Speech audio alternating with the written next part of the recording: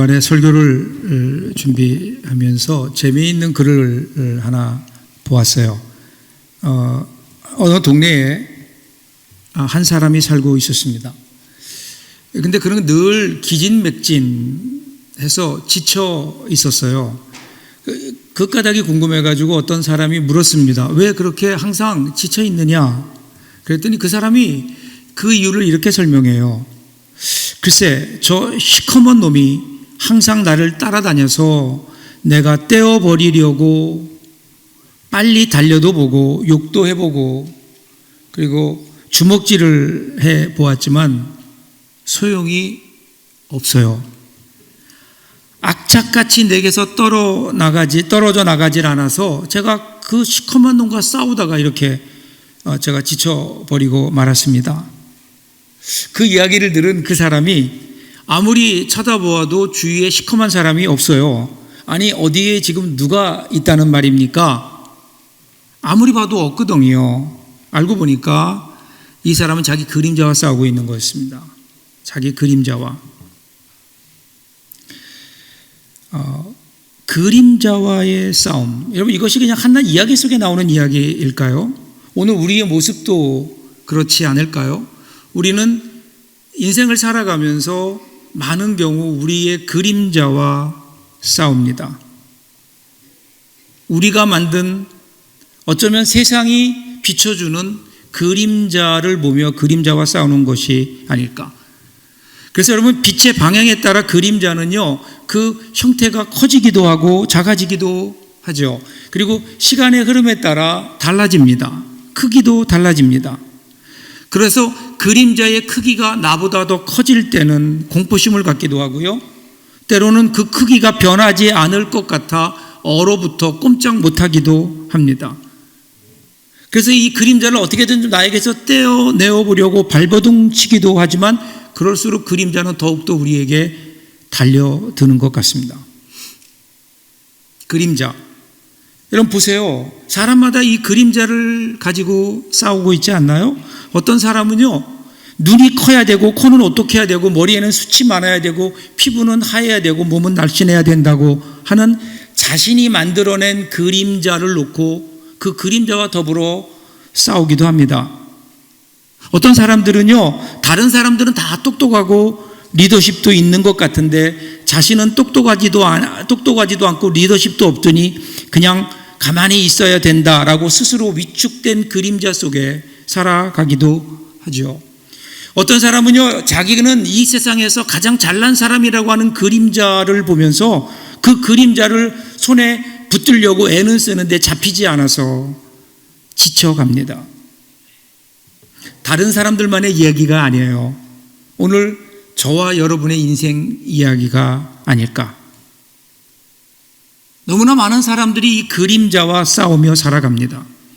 근데 여러분 그거 아세요? 인류 역사 가운데 자기의 그림자와 싸워서 이긴 사람은 한 명도 없습니다.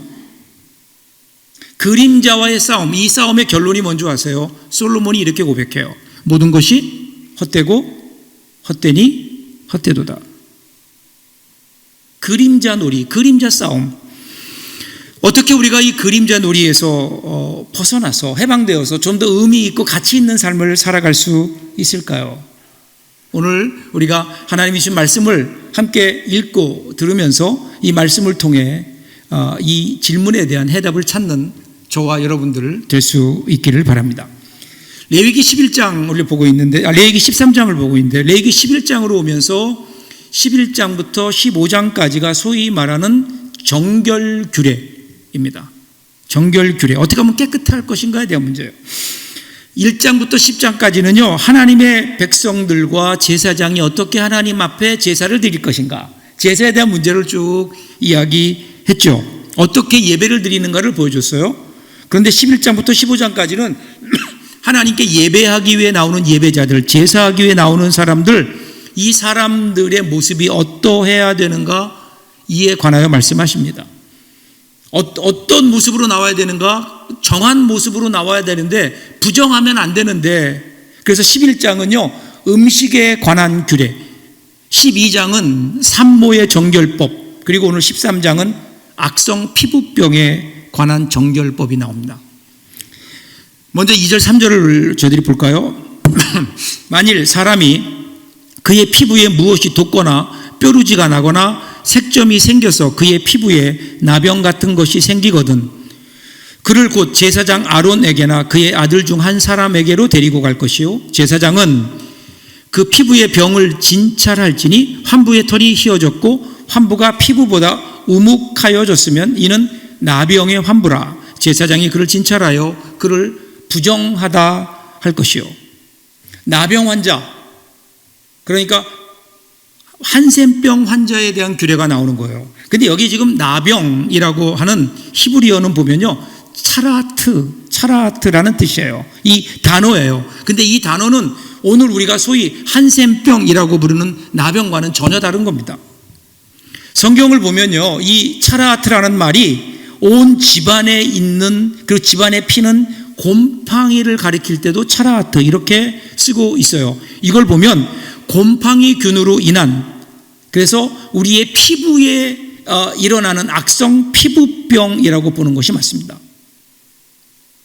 여러분, 고대 사회에서 이 피부병은 굉장히 중한 병이었죠. 우리나라 역사도 보면요, 조선시대에 가장 많은 사람들에게 그리고 치명적으로 나타났던 병 중에 하나가 피부병 종기였습니다. 그러니까 위생시설이 없던 시절, 위생시설이 열악하던 그 시절에 자연히 주위에 있는 곰팡이균과 이런 균들에 노출되어 있고요. 그래서 쉽게 병이 걸렸고, 그리고 이것이 다른 사람들에게 전염도 되었기 때문에 이 악성 피부병, 이것은 그 당시에 대단히 중한 사회적인 병이었습니다. 그런데 여러분, 놀라운 사실은요, 이 차라트, 그러니까 피부병, 악성 피부병의 증상을 점검하고 그 사람이 그 병에 걸렸는지 안 걸렸는지를 선언하는 일은요, 의사가 하지 않았어요. 오늘 보니까 누가 했어요? 제사장이 했어요. 제사장. 이게 왜 그럴까요? 물론 여러분, 그 당시에 사실은 의사라고 특별히 전문화된, 특화된 사람들이 없던 것도 사실입니다. 그런데 그랬기 때문에 제사장에게 맡겼을까요? 여러분, 우리가 레위기를 읽으면서 오해하면 안 되는 게 하나 있어요. 특별히 오늘 11장부터 15장까지에 나오는 이 정결 규례를 읽을 때에 여기 나오는 이 정함과 부정함, 이것은요, 도덕적인 게 아니에요. 내가 어떤 죄를 지었기 때문에 그런 게 아니에요. 어떤 율법을 어겼기 때문에 하나님과의 관계가 깨지면서 온 결과로서 이 병을 이야기하는 것이 아니라는 겁니다. 철저하게 이건 제의적인 거예요. 제의적인 정함과 부정이에요. 제의적이라는 게 뭘까요? 제의적, 제사를 드리는 의미예요. 그러니까 제사를 드릴 때, 여러분, 이스라엘 백성들은 다 제사를 드려야 되잖아요. 여기서 그 누구도 자유롭지 못해요. 그 누구도 여기서 면제될 수 없어요. 이스라엘 백성이라면 누구나 다 하나님 앞에 제사를 드려야 되는 책임과 특권이 있어요. 모두 다 제사를 드려야 돼요. 그런데 이 제사를 드릴 때에 악성 피부병에 걸린 사람, 그렇게 판정이 되면, 그러면 그 사람은 부정하다 그래요. 그럼 어떻게 돼요? 제사에서 면제되는 거예요. 여러분, 이것은 오히려 그 사람을 향한 배려이고요, 공동체를 향한 배려일 수 있는 거예요. 그 사람이 지금 병에 걸렸어요. 그럼 몸이 아프잖아요. 일단 그 사람을 쉬게 하는 거예요. 제사에 참여하지 않아도 되는 그러한 근거를 그에게 주는 거예요. 그리고 그것을 통해서 다른 사람에게 혹시 공동체에 전염되지 않도록 공동체를 보호하기 위함인 거예요. 그래서 제사장이 이 일을 감당해요. 그러니까 제의적이라고 하는 것은 제사장이 이 모든 제사를 관여하기 때문에 이러한 제의적인 차원에서 그 사람을 제외시키는 거예요. 오히려 이것은 그 사람에 대한 배려이고 다른 사람에 대한 배려인 거예요. 여러분, 한번 생각해 보세요. 만약에 이러한 일이 없다면, 이렇게 그를 면제시켜주지 않는다면 어떤 일이 일어날까요? 그는 몸이 아픔에도 불구하고, 그리고 몸에 악성 피부병이 있어서 온몸에 진물이 나고 가렵고 긁으면서도, 그러면서도 제사에 참여할 수밖에 없는 거예요. 왜냐하면 그렇게 해야 자기의 죄가 용서함 받기 때문에, 그것이 하나님의 백성으로 꼭 해야 되는 일이기 때문에. 그러면 여러분 그 사람이 제사드리는데 나왔다고 생각해 보세요. 나와가지고 온몸에 막 종기가 나고 몸에 진물이 나는데 그 뭐 막 긁으면서 옆에 있다고 생각해 보세요. 여러분 어떨까요? 그래서 하나님께서는 오히려 그 피부병으로 고생하는 그 사람에게는 치료의 기회를 주고요, 회복의 기회를 주고요, 그리고 공동체를 보호하기 위해서 그에게 격리시키는 거예요. 4절 보세요. 피부에 색점이 희나 우묵하지 아니하고 그 털이 희지 아니하면 제사장은 그 환자를 이레 동안 가두어 줄 것이며. 여기 보면요, 과정이 참 흥미로워요. 보세요. 환부의 털이 휘어지고 환부가 피부보다 우묵하여졌는가를 보고, 그리고 세 번째는 주변으로 퍼졌는지를 보는 거예요. 중요한 것은요, 이 세 가지 경우의 수가 다 만족되어야 그는 그 병이 부정하다, 그렇게 이야기하는 거예요. 이 중에 만일에 하나라도 해당되지 않으면 아직 아니에요. 그러면 그 사람은 어떻게 될까요? 5절 보세요. 이래 만에 제사장이 그를 진찰할지니 그가 보기에 그 환부가 변하지 아니하고 병색이 피부에 퍼지지 아니하였으면 제사장이 그를 또 이레 동안 가둘 것이며. 여기 여러분 가두어 둔다는 말이 나오는데요, 이 가두어 둔다는 말이 히브리어로 사가르라는 말인데, 이 말이 요즘 우리가 가장 많이 듣는 말이에요. 무슨 말일까요? 격리예요. 격리하는 거예요. 어떤 사람에게 병의 징후가 있어요. 그러면 그 사람을 제사장이 진찰해요. 그래서 어떻게 하죠? 그 자리에서 바로 확진하지 않고요, 일주일간을 격리시켜요. 일주일 동안을 격리시킨 다음에 병의 상태를 봐요. 병의 어떤 증상이 퍼지지 않았으면 일주일을 더 격리해요. 그래서 총 2주를 격리해요. 요즘에 우리 코로나 걸려도 요즘은 1주지만 원래 2주 격리했죠. 2주 격리하는 게 맞는 것 같아요. 성경적이에요. 그러니까 6절 보세요. 이래 만에 제사장이 또 진찰할지니 그 환부가 엷어졌고 병색이 피부에 퍼지지 아니하였으면 피부병이라 제사장이 그를 정하다 할 것이요 그의 옷을 빨 것이라 그리하면 정하리라. 그러니까 2주 격리 후에 환부가 엷어지면요, 제사장이 음성 이렇게 판정을 내리는 거예요. 그러면 환자는 정해지는 거예요. 그러면 옷을 빨고 다시 공동체 안으로 들어가면 되는 거예요. 근데 여러분 가만히 보세요. 모든 사람이 멀리하고 싶어하는 악성 피부병 환자예요. 혹은 그 병으로 의심되는 사람이에요. 근데 이 사람을 누구에게 데리고 간다고요? 제사장에게 데리고 간다는 거예요. 그러면 제사장이 그를 보고 손으로 만지고 그래서 그것을 판단하는 거예요. 여러분 생각해 보세요. 제사장이 누굽니까?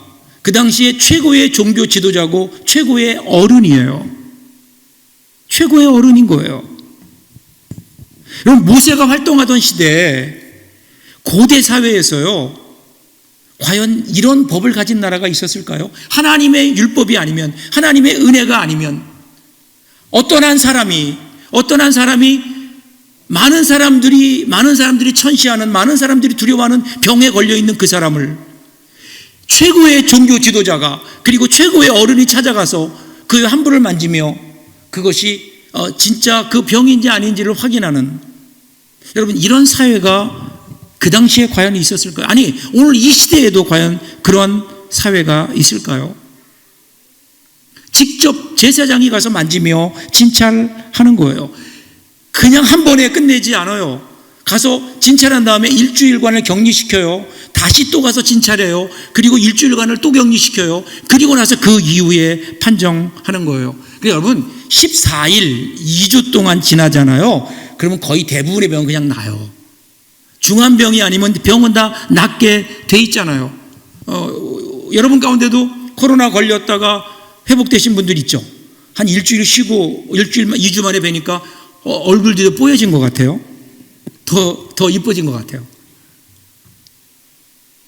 회복될 때까지 기다려주는 거예요. 여러분 이 정결법은요, 이스라엘 공동체 내에서 병이 들었다고 정죄하고 잘라내기 위함이 아닌 거예요. 오히려 병든 사람에게 회복의 기회를 주고 다시 회복해서 돌아오기를 기대하는 데 그 목적이 있습니다. 그래서 제사장이 환자를 직접 찾아가는 거예요. 여러분, 제사장이 가서 그 환자를 만날 때 그냥 가서 그 환자의 환부만 보고 그것을 그대로 이것은 음성이다 양성이다 그것만 판정할까요? 아니에요. 제사장은 우환중에 있는 환우를 찾아가서 직접 만나고 그의 환부도 만지면서 위로하고 격려하고 따스하게 그를 보살펴 주기를 원하는 그런 하나님의 그 바람이, 목적이 거기에 있지 않을까요? 지금부터 3000여 년 전에 고대 사회에서 여러분 이러한 사회가 있었을까요? 하나님이 만드신 공동체이기 때문에 가능한 것 아닐까요? 그리고 하나님은 오늘도 우리가 이렇게 살기를 원하지 않으실까요? 우리가 살고 있는 이 세상이 이런 세상이 되기를 원하지 않으실까요? 가장 어려운 가운데, 고통 가운데 천혜의 질병을 알아서 사람 앞에 나올 수도 없이 격리되어 있는 그 사람에게 최고의 지도자가 찾아가고 최고의 어른들이 찾아가서 그를 위로하고 격려하며 회복하기를 위해서 기도하는, 우리 하나님이 오늘 우리에게 기대하는 것이 이런 모습이 아닐까요? 그런데 특이한 점은요, 제사장에게 주어진 역할이요 그냥 진찰이에요. 병이 걸렸는가 안 걸렸는가를 판단하는 거지 회복이 아니에요. 치료가 아니에요. 제사장에게는 진찰이라는 명령만 주어졌지 치료하라 이런 명령은 주어지지 않았어요. 여러분, 이런 면에서요, 여러분, 이스라엘은 그 당시 고대 근동 다른 민족들과 달랐어요. 다른 민족의 제사장들은 뭘 했을까요? 가서 막 주문을 외우고요, 뭐 이상한 물도 막 먹이고요, 그죠? 여러 가지 마술과 주술을 통해서 사람들을 치료하려고 했죠. 그런데 하나님은 그 치료를 명하지 않으셨어요. 왜냐하면 치료하시는 분은 하나님이심을 제사장들도 알고 있었거든요. 제사장들이 그것을 치료하는 게 아니에요. 치료하는 것은 하나님이신 거예요. 그래서 그들은 하나님의 영역으로 치료를 남겨두는 겁니다. 치료를 남겨둬요. 그리고 나서 이 모세의 율법이 주어지고 약 1500년이 흐른 후에 이 땅에 하나님의 아들 예수 그리스도께서 오시잖아요. 인간의 몸을 입고 오셨어요. 그가 오셔서 뭘 했나요? 여전히 이 땅에 고통당하는 사람들, 특별히 이 나병, 악성 피부병으로 인해서 고통받고 있는 사람들, 여전히 그 피부병은 사람들에게는 저주의 대상이었고 신의 저주를 받은 질병이라고 생각했던 그 병, 그 악성 피부병을 예수님께서 오셔서 치유하시잖아요. 마가복음 1장 40절 보세요. 한 나병 환자가 예수께 와서 꿇어 엎드려 간구하여 이르되 원하시면 저를 깨끗하게 하실 수 있나이다. 여러분, 예수님께서 그 사람을 불쌍히 여기셨다고요. 그리고 손을 내밀어서 그 환자의 환부에 대셨어요. 여러분, 예수님이 그 환자의 어느 환부의 어느 부분에 손을 대셨을까요? 가장 헐어있는, 가장 병들어 있는, 가장 심한 그 부분에 손을 대지 않으셨을까요? 여러분, 1500년 전 모세의 율법을 통해서 제사장들이 직접 환자들의 환처를 살펴보고 만져보고 사람의 마음을 어루만지며 그들을 회복하도록 도우라고 말씀하셨던 그 하나님께서 이제는요, 온전하게 이 일을 이루시기 위해서 이제 인간의 몸을 입으시고 이 땅에 오신 거라고요. 예수 그리스도로 이 땅에 오셨어요. 그리고 이제는 그 하나님께서 하나님의 눈으로 그 환자들을 살피시고 하나님의 손을 얹으셔서 그래서 그 환자들을 치료하신 거예요. 그래서 여러분, 이분이 바로 예수님이시고 예수님이 우리의 진짜 제사장이에요. 완벽한 제사장이신 거예요. 예수님께서는 우리의 영원한 대제사장이 되셔서 이 땅에 오셔서 하나님과 우리 사이에 완벽한 제사장이 되셨어요. 여러분, 피부병과는 비교할 수 없는 우리 인생의 문제, 죄라는 병, 그리고 죽음이라는 이 병을 치유하셨잖아요. 우리를 위해서 십자가를 대신 지시고 십자가의 죽으심으로 우리의 죄를 사해 주셨고, 그뿐인가요? 죽으신 후에 사흘 만에 부활하셔서 그래서 우리의 죽음의 문제를 부활로 해결하셨잖아요. 그렇게 예수님은 우리의 대제사장이 되셨고요, 그리고 우리의 그늘이 되신 겁니다. 죄와 죽음의 그림자로 덮여있는 우리의 인생, 여러분, 그 인생을 예수 그리스도의 십자가의 그늘로 덮어주신 거예요. 고통 때문에, 우리의 죄와 우리의 죽음 때문에 고통하고 고통받고 두려웠던 자신의 그림자, 그 죽음의 그림자, 그 고통의 그림자가 예수 그리스도의 십자가의 그늘에 덮이면서 그 그림자가 없어졌어요. 여기에 치유가 있고 변화가 있고, 그리고 여기에 새로운 생명의 역사가 일어나는 거죠. 그래서 십자가의 그늘, 그 십자가의 그늘은 우리를 보호해주고 우리를 인도해주는 하나님의 은혜의 장소이죠. 여러분, 우리가 가지고 있는 우리 인생에 우리가 아무리 싸워도 이길 수 없는 우리의 죄와 그리고 사망의 그 그림자들이 예수 그리스도의 십자가의 그늘 안에 들어가면 여러분 그 문제가 해결되는 거예요. 그래서 우리가 찬양하잖아요. 십자가 그늘 아래 나 쉬기 원하네. 여러분, 이 귀한 평안, 이 은혜가 오늘 먼저 우리가 예수 그리스도의 십자가의 그늘 아래 들어가는 그 놀라운 은혜가 있기를 간절히 소원합니다. 그리고 예수님께서 우리에게 그늘이 되어 주셨듯이 오늘 우리도 다른 사람들에게 그늘이 되어 주라고 주님 말씀하십니다. 여러분, 대제사장이신 예수님께서 우리를 이 시대의 제사장으로 불러주셨잖아요. 그래서 이제는 우리가 예수님의 마음으로 그 예수님의 제사장이 되어서 우리의 주위를 돌아보는 거예요. 우리 주변에 육신의 질병으로 괴로워하는 사람들이 얼마나 많아요. 그때 우리로 하여금 이 시대의 제사장으로 삼으시고 우리를 보내셔서 그들을 돌보게 하시는 겁니다. 우리 주변에 우리 마음에 얼마나 큰 상처와 아픔을 입고 괴로워하는 분이 있어요. 그러면 여러분, 제사장들이 악성 피부병 환자를 찾아가서 그의 환부를 어루만지면서 위로하고 격려하며 그리고 그들이 회복시키도록 기도했던 것처럼 오늘 우리가 해야 될 일도 그들에게 찾아가서 그들을 따뜻하게 품어주는 거 아닐까요? 여러분, 오늘 코로나 시대를 살면서 사실은 여러 가지 이유 때문에 하나님 앞에 나오지 못하는 사람들이 있어요. 나오고 싶지만 나오지 못하는 사람들, 우리는 그들을 정죄하기보다 그들을 불쌍히 여기며 사랑으로 위로하고 그리고 치유와 회복될 수 있도록 기도하는 사명이 오늘 우리에게 있는 것 아닐까요? 이 시대의 제사장인 우리들. 여러분, 오늘 이 모습을요 우리는 누가복음 10장에 나오는 선한 사마리아 사람에게서 봅니다. 누가복음 10장 33절을 보세요. 어떤 사마리아 사람은 여행하는 중 거기 이르러 그를 보고 불쌍히 여겨. 여기 중요한 단어가 나와요. 그를 보고인가, 보고. 보아야 되죠. 여러분, 안 볼 수도 있어요. 안 본 척 할 수 있어요. 그냥 보고도 지나칠 수 있어요. 제사장이 그랬고요. 레위인이 그랬잖아요. 그냥 지나갈 수 있어요. 그런데 이 사마리아 사람은 그 강도 만난 사람을 보고 그냥 지나가지 않았다고요. 보았다고요. 사랑하는 여러분, 오늘 우리 주위에도 우리가 살아가는 삶의 그 도상에서 보면요, 여전히 우리 주위에 이 강도 만난 이웃들이 있지 않나요? 돈이라는 강도를 만난 사람이 있어요. 병이라고 하는 강도를 만난 사람이 있어요. 사람에게 정말 강도당한 사람도 있어요. 우리 주위에 수많은 강도당한 이웃들이 있는데 오늘 우리는 왜 못 볼까요? 그냥 혹시 앞만 보고 뛰어가다 보니까, 내 그림자만 바라보며 뛰어가다 보니까 우리 주위에 강도 만난 이웃을 보지 못하는 것을 아닐까요? 특별히 사순절 기간이잖아요.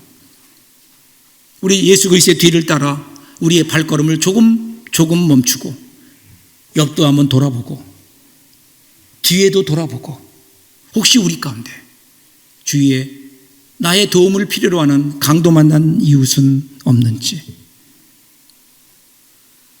보는 게 중요하잖아요. 발견해야 되잖아요.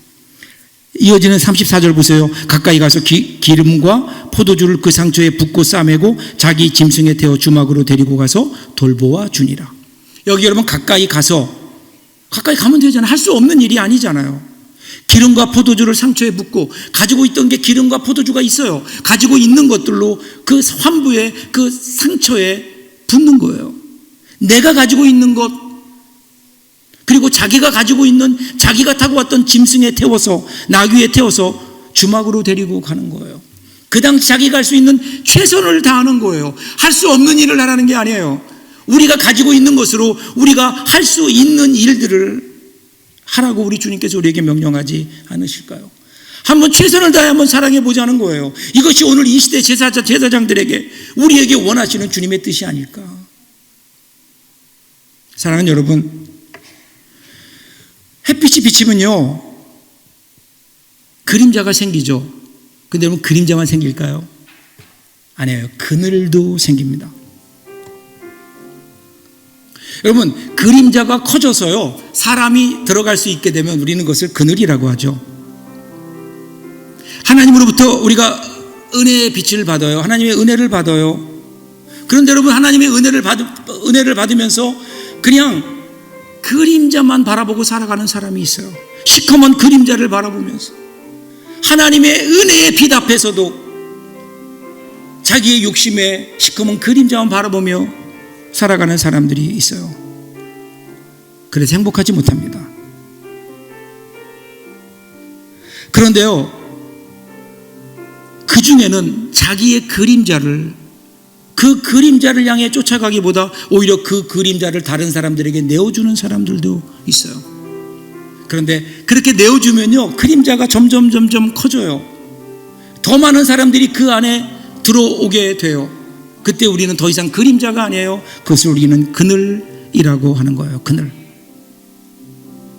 여러분, 모든 나무는 나무만한 크기의 그늘이 있죠. 나무는 나무만 아니고 그늘까지가 나무입니다. 나밖에 모르는 사람, 그림자만 바라보고 사는 사람이에요.